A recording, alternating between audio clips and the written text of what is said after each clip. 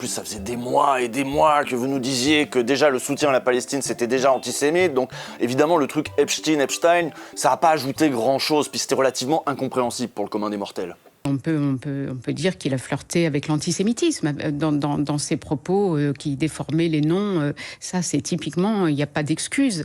Il n'y a pas d'excuse possible.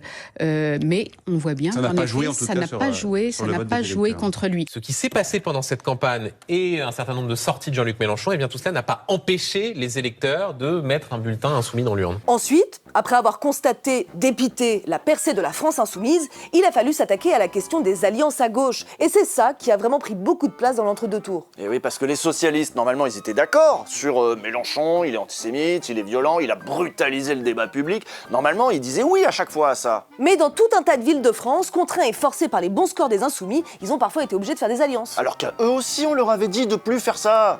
Ça veut dire quoi? Ça veut dire que tout ce qui a été dit avant, c'était du jeu politique, qu'en fait, on oublie tout. Voilà, finalement, il n'y a plus suffisamment de différence entre LFI et le PS qui empêche une telle fusion. Et oui, cette fois encore, la gauche s'est unie dans tout un tas de villes.